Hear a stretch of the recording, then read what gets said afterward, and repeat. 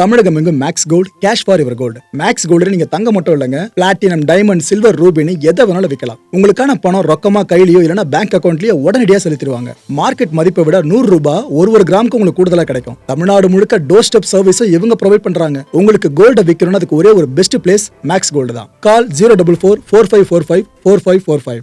வணக்கம். Big topic with Karthik Mayakumar. யார் America யார் ஈரான்னு வித்தியாசம் பார்க்க முடியல. ஏன்னா அமெரிக்கா சொல்ல வேண்டிய டைலாக்லாம் ஈரான் அவ்வளோ தைரியமா பேசிக்கிட்டு இருக்கு. இதை பத்தியும் இந்த கான்ஃபிளிக்டோட அடுத்த கட்ட நகர்வுகள் நிறைய ஆரம்பிச்சு இப்பயே இது எல்லாத்த பத்தி தான் முழுக்க முழுக்க பார்க்க போற நிகழ்ச்சிக்குள்ள போலாம்.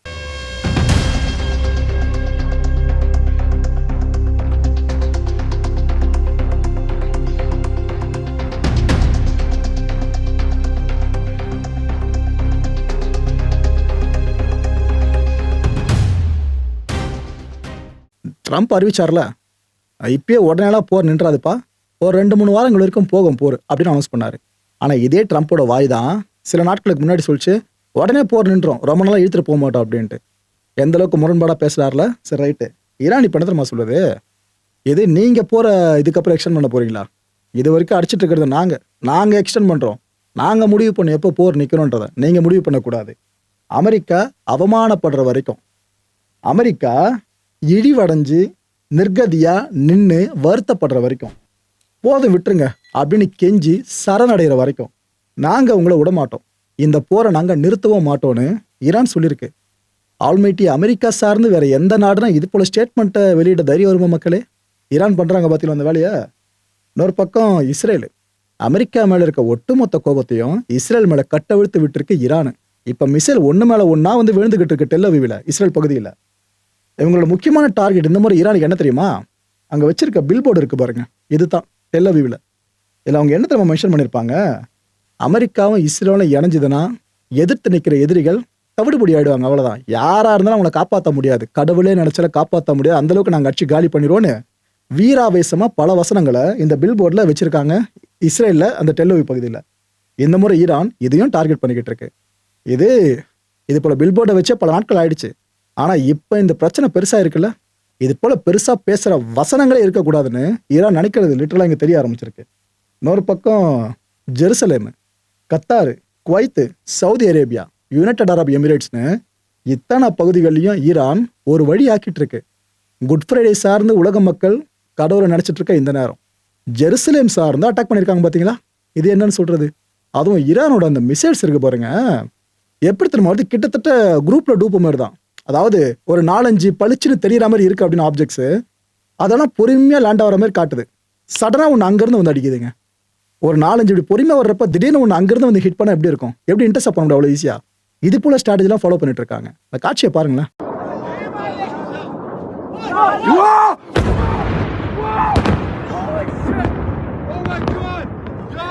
டொனால்ட் ட்ரம்ப் மிரட்டுறதுல பேர் போன ஆளாச்சு.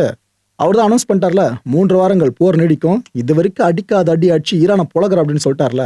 அவர் என்ன நினைச்சு சொல்லியிருப்பாரு, நாம இவ்வளவு தூரம் பேசிட்டோம்ல, கண்டிப்பா ஈரான் இறங்கி வந்துடும், டீலுக்கு ஒத்துப்பாங்க, இல்லைன்னா அவ்வளவுதான் நம்ம கோவத்தை அப்படியே காமிச்சிடும், இப்படிதான் நினைச்சிருப்பாரு. முதல்ல நினைச்ச ஆப்ஷன் நடக்கல, ஈரான் ஒத்துக்கல. செகண்ட் ஆப்ஷன் நினைச்சார்ல, நம்ம இறங்கி பார்த்துரும் அப்படின்ட்டு. இப்ப இறங்க ஆரம்பிச்சிட்டாங்க. கிரவுண்ட் இன்வெஷனை பத்தி நான் சொல்லலைங்க, ஈரானோட முக்கியமான இன்ஃப்ராஸ்ட்ரக்சர்ஸ் இருக்குல்ல, அதை அடிக்க ஆரம்பிச்சிட்டாங்க. இந்த மாதிரி அமெரிக்கா என்ன ஸ்ட்ராட்டஜி கையில் எடுத்திருக்குன்னா, கட்டி முடிக்கப்பட்டு பல வருஷங்களா பயன்படுத்திட்டு இருக்க இன்ஃப்ராஸ்ட்ரக்சர்ஸை பெருசா தொடரல, கட்டிக்கிட்டு இருக்காங்களே அண்டர் கன்ஸ்ட்ரக்ஷன்ல இருக்கும்ல, அந்த இன்ஃப்ராஸ்ட்ரக்சர் அடிக்க ஆரம்பிச்சிட்டாங்க. உதாரணத்துக்கு ஈரானோட கராச் பகுதி இருக்குல்ல, ஆக்சுவலா இங்கிருந்து டெஹ்ரானோட மெயின் லேண்டை இணைக்கிற ஒரு பிரிட்ஜ், இந்த பிரிட்ஜை கட்டிக்கிட்டு இருந்தாங்க அண்டர் கன்ஸ்ட்ரக்ஷன். எவ்வளவு காசு செலவு பண்ணியிருப்பாங்க ஈரான். அமெரிக்கா கரெக்டா இதை டார்கெட் பண்ணி அடிச்சிருக்குங்க. B1 பிரிட்ஜ்னு சொல்லுவாங்க இது பேரு. இதை டார்கெட் பண்ணி இப்போ அடிச்சிருக்காங்க. அடிச்சு முடிச்சுட்டு அந்த வீடியோ இருக்குல்ல, அதை டொனால்ட் ட்ரம்ப் சமூக வலைதளத்தில் பக்கத்தில் பதிவேற்றம் பண்ணியிருக்காரு. பதிவேற்றம் பண்ணி எடுத்து நம்ம சொல்லியிருக்காரு, பார்த்தீங்களா இப்போதான் அனௌன்ஸ் பண்ண 3 வாரங்களை வச்சு செய்ய போறேன்னு, அதுக்குள்ளே ஆரம்பிச்சிட்டோம், ஒழுங்கா டீலை ஒத்துக்குங்களா, எதுக்கு தேவையில்லாம உயிரை விட்டுக்கிட்டு இருக்கீங்க அப்படின்னு சொல்லியிருக்காரு. திரும்ப த்ரெட் பண்ணி வச்சிருக்காரு. இந்த அட்டாக்ல 8 பேருக்கு மேலே கொல்லப்பட்டிருக்காங்க, 100 பேருக்கு மேலே காயப்பட்டிருக்காங்க.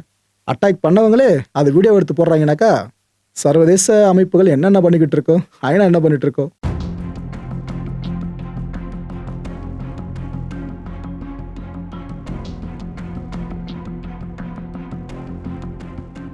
இந்த ஹார்மோஸை ரீஓப்பன் பண்ணணும்னா எங்க கூட சேர்ந்துருங்க. ஈரானுக்கு எதிராக பாடம் போகட்டும், போரில் இறங்குங்க, நாம ரீஓப்பன் பண்ணிடுவோம் அப்படின்னு ட்ரம்ப் என்னதான் வாய் ஜோக்கு விட்டாலும் யாரும் கண்டுக்க மாட்டாங்க. யூரோப்பியன் கண்ட்ரிஸ்லாம் ஒட்டு மொத்தமாக பேக் அடிச்சிட்டாங்க. ஐயா சாமி, உங்களை நம்பி நாங்கள் ஈரானை பகச்சிக்கிட்ட நாளை பின்ன நாங்கள் ஐயோ அம்மான்னு கதற முடியாதுன்னு அவங்க தெளிவாயிட்டாங்க. இப்போ இந்த ஹார்மோஸ் எப்படின்னா திறந்தவனோட ட்ரம்ப்பும் மற்ற நாடுகளுக்கு ஹெல்ப் பண்ண மாட்டேன்ற மாதிரி சொல்லிட்டார்ல, எனக்கு நீங்கள் வரல நானும் உங்களுக்கு வரமாட்டேன்ட்டு.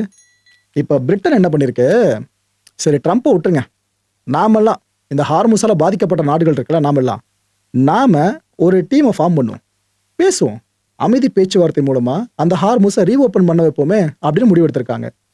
35 நாடுகளுக்கு பிரிட்டன் அழைப்பு விடுத்திருக்கு. 35 நாடுகளை சேர்ந்த ரெப்ரசன்டேட்டிவ்ஸும் இந்த மீட்டிங்ல கலந்துக்கிறாங்க. இதுல இந்தியாவும் பங்கேற்குது. மக்களே, இதை மறந்துடாதீங்க. நம்மளோட மினிஸ்டர் ஆஃப் எக்ஸ்டர்னல் அஃபேர்ஸ் இருக்குல்ல, அதோட செக்ரட்டரியான விக்ரம் அவர்கள் இந்தியாவை ரெப்ரசன்ட் பண்ணி காணொலி காட்சி மூலமா கலந்துக்க போறாங்க. ஸோ இதுல சில முக்கியமான முடிவுகள் எடுக்கப்பட போகுது. எனக்கு தெரிஞ்சு போர் தொடுக்கிறன்ற மாதிரிலாம் முடிவு எடுக்க வாய்ப்பே கிடையாது. அதை பண்ணணும்னாக்கா ட்ரம்ப் கூட சேர்ந்தே பண்ணியிருப்பாங்களே. ஆனா என்ன, ப்ரொடெக்ஷன் கொடுக்கறத பத்தி யோசிக்கலாம். ஹார்மோஸ் வழியா வர்றவங்களோட கப்பல்கள் இருக்குல்ல, அதை ப்ரொடெக்ட் பண்ணுறது சார்ந்து யோசிக்கலாம். அதுவும் ஈரானே ப்ரொடெக்ட் பண்ண எப்படிங்க இருக்கும், புதுசாக இருக்கலாம் இந்த விஷயம். இது சார்ந்து கண்டிப்பாக பேசுவாங்க, வெயிட் பண்ணி பாருங்க. ஏன்னா ஹார்மோஸில் ஈரான் லான்ச் பண்ணுற மிசைல்ஸும் ட்ரோன்ஸை மட்டும் வந்து விழுறதில்ல, எங்கேருந்து அன்னோன்னு ப்ரொஜெக்டைல்ஸ்னு அப்பப்போ ரிப்போர்ட் ஆயிருக்கு நியூஸ். எங்கேருந்து யார் அடிக்கிறான்னு தெரியாம இந்த குழப்பம் பெருசாக போயிட்டு இருக்கு. இதுக்கு மத்தியில் தான் இப்போ ஏற்பட சந்திப்பும் இப்போ நடக்குது. ஓகே, யூகேவோட மினிஸ்ட்ரி ஆஃப் டிஃபென்ஸ் இவங்க இப்போ என்ன அனௌன்ஸ் பண்ணியிருக்காங்கன்னா, இந்த மிலிட்ரி பிளானர்ஸ் இருக்காங்களே, இவங்க எல்லாம் அடுத்த வாரம் வாங்க எல்லாரும் மீட் பண்ணணும் அப்படின்னு இருக்காங்க. என்ன ப்ரோ, போர்லாம் இல்லைன்னு நீங்கள் யூகே பெருசாக வராதுன்ட்டு என்னது இது அப்படின்னு பல பேர் குழம்பலாம். மேட்ரை தெளிவாக புரிஞ்சுங்க மக்களே. யூகேவோட பெர்மனன்ட் ஜாயிண்ட் ஹெட் குவார்ட்டர்ஸ் இருக்குல்ல, அங்கே வச்சு தான் இந்த சந்திப்பு நடக்க போகுது. இந்த கூட்டத்தில் பார்த்தீங்கன்னா ஹார்மோஸை ரீஓப்பன் பண்ணுறது சார்ந்து பேச போகிறாங்க. அதுவும் உண்மைதான். ஆனால் போர் சார்ந்த ஒரு முடிவை யூகே எடுக்கிறதா இருந்தால் எப்பயோ எடுத்திருக்கோம், இன்னும் எடுக்கல. அப்போ மனசில் தெளிவாக வச்சுக்கோங்க. ஒன்று, ஈரான் பார்லிமெண்ட்டில் நிறைவேற்றுறாங்க சமீபத்தில் ஒரு சட்டத்தை, டோல் சிஸ்டமை கொண்டு வருவோம், ஹார்மோஸ் வழியாக எந்த கப்பல் போனாலும் நம்மளுக்கு கப்பம் கட்டிட்டு போட்டோம் அப்படின்ட்டு. இதில் ஒரு நிர்ணயிக்கப்பட்டிருக்க அமௌண்ட்டை குறைங்கன்னு சொல்லி மேபி பேசலாம். அப்படி இல்லையா, ஈரான் சார்பை எல்லாருமே எடுத்து நீங்கள் சொல்றதை செய்கிறோங்க நட்பு நாடுகள், எங்களுக்கு சார்ந்து எதுக்கு அந்த டோல் ஃபீலா வேணான்ற மாதிரி பேசலாம். இது நடக்க தான் வாய்ப்புகள் அதிகமே தவிர, நீங்கள் ஓப்பன் பண்ணல நாங்கள்லாம் சேர்ந்து அடிக்க போகிறோன்னு இந்த நேட்டோ பண்ணுற காமெடி மாதிரி இவங்க பண்ண மாட்டாங்கன்னு நினைக்கிறேன். வெயிட் பண்ணி பார்ப்போம். மேக்ரான், பிரான்ஸோட அதிபர், மனுஷன் இந்த முறை ட்ரம்ப்புக்கு ஏற வார்த்தைகளை பயன்படுத்தியிருக்காரு பாருங்க, அவ்வளோ புரிஞ்சு தள்ளியிருக்காரு. மறக்கிற மைண்டா இது, ஏற்கனவே பொண்டாட்டிக்கிட்ட மூஞ்சில குத்து வாங்கினார்னு சொல்லிட்டு இதை பயங்கரமாக ட்ரம்ப் கலாச்சிட்டே இருந்தார். போகிற வர இடங்களா கலாச்சிக்கிட்டு இருந்தார். ஏய் வாவ், சன்கிளாஸ்லாம் சூப்பராக இருக்கே மேக்ரானுக்கு, எதை மறைக்க போட்டிருக்காரோ அப்படின்லாம் சொன்னார். பொண்டாட்டியோட அடி வாங்கிட்டா அதை மறைக்க இதெல்லாம் போட்டு அளவின்ற மாதிரி தான் பேசியிருந்தார். அதெல்லாம் இவருக்கு ஞாபகம் இருக்கும்ல, இப்போ எல்லாரும் சேர்த்து வச்சு செய்ய ஆரம்பிச்சிட்டாரு. மேக்ரான் என்ன சொல்கிறாரு, ட்ரம்ப் எப்போவுமே ஒரே மாதிரி பேசுறதில்ல, சும்மா சும்மா மாற்றி மாற்றி விதவிதமாக வித்தியாசமாக பேசிக்கிட்டு இருப்பார். அதை தான் இப்போ ஈரான் கான்ஃப்ளிக்ட்லாம் பண்ணிக்கிட்டு இருக்காரு. ஒரு நாள் ஒன்று சொல்கிறாரு, அதுக்கு அடுத்த நாள் வேற ஒன்று சொல்கிறாரு, அதுக்கு அடுத்த நாள் இன்னொன்று, அதுக்கு அடுத்த நாள் நம்ம எதிர்பார்க்காத வேற ஒரு மேட்டர் சொல்லிட்டு போயிடுறாரு. ஆனால் ஒரு விஷயத்தில் இவ்வளோ முரண்பாடுகளோடு பேச முடியும்னா அது ட்ரம்ப்பால் மட்டும்தான் முடியும். ஈரான் கூட நாமெல்லாம் ஜாயின் பண்ணால் மட்டும்தான் ஹார்மோஸை திறக்க முடியும்னு சொல்லியிருக்காரு. மக்களை எவ்வளோ முக்கியமான ஸ்டேட்மெண்ட் தெரியுதா? அமெரிக்கா கூட சேர்றதை பற்றி பேசலை. ஈரான் மனசு வைக்காம ஹார்மோஸில் ஒரு துரும்பு கூட நகராதுன்றதை தெளிவாக புரிஞ்சுக்கிட்டு அவர் இந்த வார்த்தைகளை பயன்படுத்தியிருக்காரு.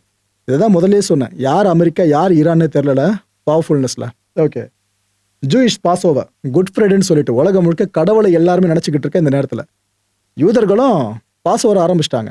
இந்த ஜூயிஷ் பாஸ் ஓவர்னு சொல்லுவாங்க. இது என்னன்னாக்கா, இந்த பிப்ளிக்கல் ஸ்டோரி ஒன்றத்தை பேஸ் பண்ணி ஒரு விஷயம் சொல்லுவாங்க. இந்த இஸ்ரேலைட்ஸ் இருக்காங்கல்ல, இவங்க எஜிப்து கிட்ட இருந்து அடிமைத்தனத்திலிருந்து வெளியே வந்தது. எஜிப்து அவங்கள அடிமைப்படுத்தி வச்சிருந்திருக்கு. அந்த டைம்ல அந்த அடிமை சங்கிலியை உடச்சிட்டு வெளியே வந்த அந்த தினம் இருக்குல்ல, அதை ஒரு ஃபுல் பிளெஜ்ஜா ஒரு வாரம் வரைக்கும் அவங்க ஹாலிடேவா செலிப்ரேட் பண்ணுவாங்க. அப்பேற்பட்ட இந்த ஜூயிஷ் பாஸ் ஓவர் இப்போ ஆரம்பிச்சிருக்குல்ல, இது எப்பவுமே ஏப்ரல் மாதம் வந்துருவாங்க. ஒரு 7லேருந்து 8 நாட்கள் வரைக்கும் ஹாலிடேஸ் ஃபுல்லாக அங்கே லாங் ஹாலிடே. இஸ்ரேலை பொறுத்த வரைக்கும் இதுதான் இந்த ஜூஸ் பீப்புளுக்கு அதோட ஃபர்ஸ்ட் ஹாலிடே இருக்குல்ல, இதை அந்த மக்கள் கொண்டாட ஆரம்பிச்சிட்டாங்க. இதில் டொனால்ட் ட்ரம்ப் அவர்கள் பர்சனாக வாழ்த்து தெரிவிச்சிருக்காரு. எனக்கே டவுட் வந்துச்சு மக்களே, அமெரிக்காவுக்கு அதிபரா இஸ்ரேலுக்கு அதிபரானு. அந்த அளவுக்கு இஸ்ரேலிய மக்கள் சார்ந்து அவ்வளோ அபிமானம் கொண்டிருக்காரு டொனால்ட் ட்ரம்ப் அவர்கள். அந்த வாழ்த்து செய்தியை பார்த்துருங்க. To our wonderful Jewish American community and to Jews celebrating in Israel and around the world this week, I want to wish you a very happy Passover. Over 3,000 years ago, the God of Abraham, Isaac, and Jacob delivered the ancient Israelites out of slavery and brought them into the promised land. It was an amazing period of time, just like today we have an amazing period of time. The journey started with faith in God's word, and it ended with a miraculous march through the Red Sea and an astounding exodus out of Egypt. The world has never been the same. This week we recall this ancient proof of God's faithfulness and are reminded that with true faith, eternal hope, and the power of prayer, nothing can stop the people of God. As Jewish families and loved ones gather together for Seder dinner, we ask that God will continue to watch over the Jewish people and that he may continue to preserve and protect the United States of America for generations to come. Our country is doing better than it has ever done. I am very happy to report. Happy Passover. America ஒரு வேலையை பண்ணிட்டு இருக்குல்ல, இது போல Iran கிட்ட nuclear weapon உருவாக்குவதற்கான enrich பண்ணப்பட்ட uranium அவ்வளோ கிடக்குது. இது உலகத்துக்கு ஆபத்து, அதனாலதான் ஈரான் அடிக்கிறோம் அப்படின்னு இறங்கி அடிக்கிறாங்களே. இது இன்னொரு நாட்டை கை காமிச்சு பண்ணா அப்ப அமெரிக்கா சும்மாவா இருக்கும்? இதை நான் சும்மா கற்பனையா சொல்ல நினைக்காதீங்க. சைனா அந்த வேலையை ஆரம்பிச்சிச்சு. சீன ராணுவத்தோட PLA டெய்லி இருக்குல்ல, இவங்க என்ன தெரியுமா செய்தியை இப்போ போட்டிருக்காங்க? ஜப்பான் கிட்ட 44.4 டன் புளுட்டோனியம் இருக்கான். மக்களே, யுரேனியம் மட்டும் இல்ல, புளுட்டோனியமும் நியூக்ளியர் சார்ந்த முக்கியமான விஷயம். இதுல 5500 அணு ஆயுதத்தை உருவாக்க முடியும். அப்படி பார்த்தா ஈரானை விட ஜப்பான் தான் உலகத்துக்கு த்ரெட்டுன்னு சைனா பேசி வச்சிருக்குங்க. இப்போ இது மட்டும் நடந்துருச்சுன்னா அணு ஆயுத நாடா ஜப்பான் மாறிடும். உலகத்தில் வேற எந்த நாடும் இவ்வளோ அணு ஆயுதத்தை மலை மாதிரி கூச்சி வச்சிருக்க வாய்ப்பே இல்லை. ஆனால் ஜப்பான் அந்த சாதனையை பண்ணி முடிச்சிடும். ராணுவ திறன் இருக்குல்ல, ஜப்பானோட ராணுவ திறன், அது அவங்க இன்னும் எக்ஸ்பாண்ட் பண்ணிட்டு வந்துட்டு இருக்காங்க. பேர்ல் ஹார்பர் ஞாபகம் இருக்கா மக்களே? ஹிரோஷிமா நாகசாகி மேலே அமெரிக்கா அணுகுண்டை போடுறதுக்கு காரணமே, அடித்தள காரணமே பேர்ல் ஹார்பர் ஜப்பான் தொட்டது தான்.